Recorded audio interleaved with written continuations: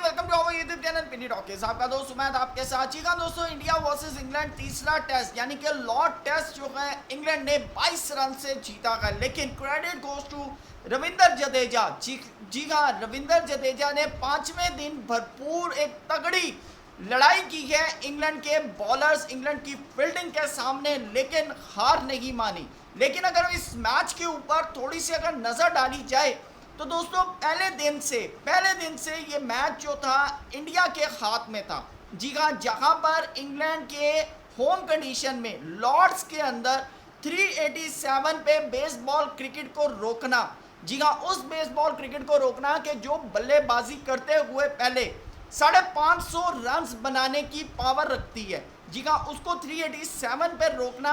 Credit goes to Indian bowling, credit goes to Indian fielding. लेकिन यहाँ पर एक सबसे अहम सवाल है कि जिस वक्त टीम इंडिया बल्लेबाजी करने आती है तो वो खुद 387 से आगे नहीं जा पाती। जी हाँ, ये एक बड़ा क्वेश्चन था मेरे ख्याल से। अगर वहाँ पर के राहुल के साथ शुभमन गिल, ऋषभ पंत और ख़ास तौर पर जो है नीतीश कुमार रेड्डी, अगर ये अप्रॉक्सीमेटली अगर शुभमन गिल का 100 आ जाता यहाँ पर, या ऋषभ पंत का 100 आ जाता, या 150 आ जाता, तो मेरे ख्याल से कहानी बदल सकती थी। लेकिन इंडिया जो है वो 387 पर आकर रुका, जहां पर एक बड़ा इंग्लैंड को एक चांस मिला कि भाई अब अगर इंग्लैंड 300-250 के करीब रन्स करता है तो इंग्लैंड जो है सिंगल हैंडेडली ये मैच जीत सकता है। लेकिन मैं आपको यहाँ पर क्लियरली बताऊं कि वाशिंगटन सुंदर, खास तौर पर वाशिंगटन सुंदर की अगर हम बात करें, जसप्रीत बुमराह की अगर हम बात करें,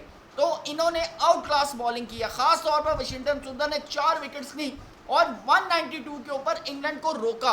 192 के ऊपर इंग्लैंड को रोकने का मतलब है कि आपने पूरे मैच को इंग्लैंड के मुंह से छीना है, पूरे मैच को इंग्लैंड के मुंह से आप लोगों ने छीना है। और अगर सिंगल हैंडेडली मैं यहाँ पर बात करूँ तो लॉर्ड्स जैसी पिच के अंदर या जिस तरह का सिस्टम चल रहा था, अगर मेरे ख्याल से नर्व्स के ऊपर काबू पाया जाता और रिलैक्स होकर अगर खेला जाता तो मेरे ख्याल से इंडिया ये मैच जीत सकता था। मैं बड़ा क्लियर यहाँ पर आपको बता दूं कि इंडिया ये मैच जीत सकता था। लेकिन जिस तरह की खास तौर पर इंग्लैंड की तरफ से बॉलिंग की गई और मेरे ख्याल से जिस तरह का जोफ्रा आर्चर एक सरप्राइज केस मिला इंडिया को, ये शायद मेरे ख्याल से अनफॉर्चुनेटली, और मेरे ख्याल से चौथे टेस्ट के अंदर तो शायद मार्क वुड जो है उनकी भी वापसी होने वाली है, तो वो इंडिया को कितना टफ टाइम दे सकते हैं ये तो अब चौथे टेस्ट के अंदर जो है मोस्ट प्रॉबली पता चलेगा। बहरहाल रविंदर जडेजा ने 26वीं अपनी टेस्ट सेंचुरी की है, अलोन फाइट की है, उस बंदे ने अलोन फाइट की है। लेकिन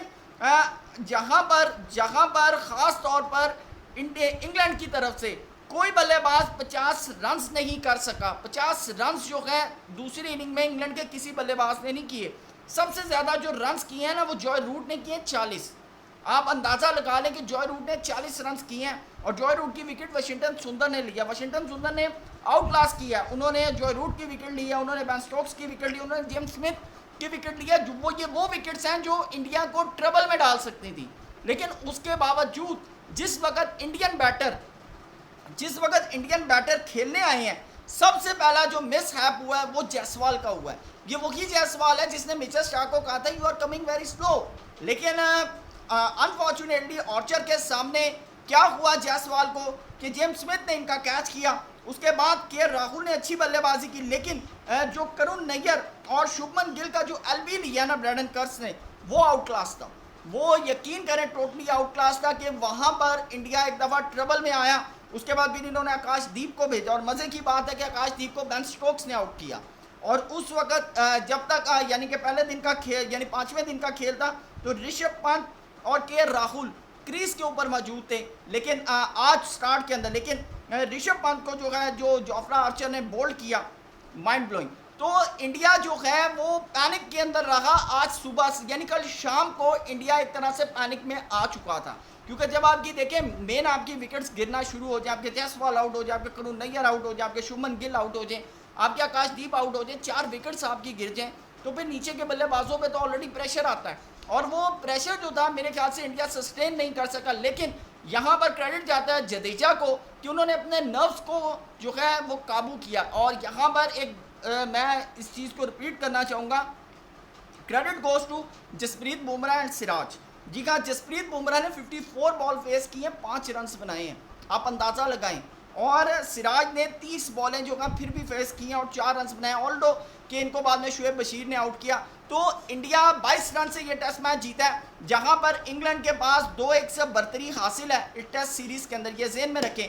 और आने वाले दिनों के अंदर मोस्ट प्रॉबली मार्क वुड भी अगर कम बैक करते हैं तो मेरे ख्याल से इंडिया को एक बड़ा पैनिक दे सकते हैं। और अगर ओवरऑल मैं ये बात करूं तो इस टेस्ट मैच के अंदर इंडिया अपनी बैटिंग की वजह से हारा, ना कि अपनी बॉलिंग की वजह से। अगर आप ये बात करते हैं कि इंडिया की बॉलर्स ने, मेरे ख्याल से इंडिया के बॉलर्स ने प्रॉपर अपना काम किया, प्रॉपर जो है उन्होंने चार्ज किया इंग्लैंड के बल्लेबाजों के खिलाफ। आप देखें ना, पहले मैच के अंदर जो रूट 100 का रहा है, दूसरे मैच के अंदर 40 का रहा है, तो ये एक बड़ा क्वेश्चन मार्क है। लेकिन वहीं पर फिर इंग्लैंड के बॉलर्स ने भी प्रूव किया कि भाई ये हमारी होम कंडीशन है, हम यहाँ पर हर किसी को नहीं टिकने देंगे।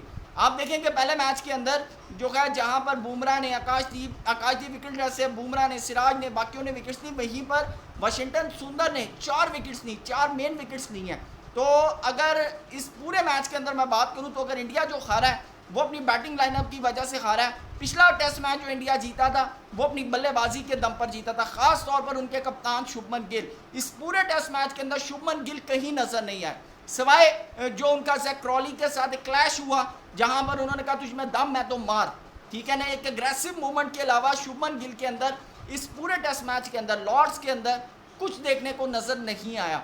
बल्लेबाजी के हवाले से बात करूं, उसके अलावा कैप्टनसी के हवाले से तो मैं इसलिए नहीं कहा क्योंकि बैटर्स ने खेलना है और बैटर्स को बताना है कि भाई आपने यहाँ पर किस हिसाब से खेलना है, ये कितनी यानी कि क्रूशल। अभी भी थर्ड सेशन जो है वो बाकी था, थर्ड सेशन में यानी कि रविंद्र जडेजा इस वक्त ऑन फील्ड खड़े हुए थे, तो मेरे ख्याल से अगर इनके साथ थोड़ा सा और अगर कोई बल्लेबाज करता तो शायद जद्दू इस वक्त इस पोजीशन में थे कि वो इस मैच को लेकर जा सकते थे। लेकिन 61 रन की इनिंग खेली है, आउट क्लास इनिंग खेली है, अलोन वॉरियर मेरे ख्याल से। और मैं अगर इस पूरे टेस्ट मैच के अंदर अगर किसी को इंडिया की तरफ से अगर प्रेस करना चाहूँगा, नंबर 1 के ऊपर रविंद्र जडेजा है, नंबर 2 के ऊपर वाशिंगटन सुंदर है, नंबर 3 के ऊपर जसप्रीत बुमराह। और सिराज को भी मैं प्रेस करूंगा कि कम से कम अप्रॉक्सीमेटली 30 बॉलें उन्होंने खेली हैं, अपना फ़र्ज उन्होंने अदा किया। लेकिन credit goes to England bowling के उनके बॉलर्स ने आउट क्लास किया।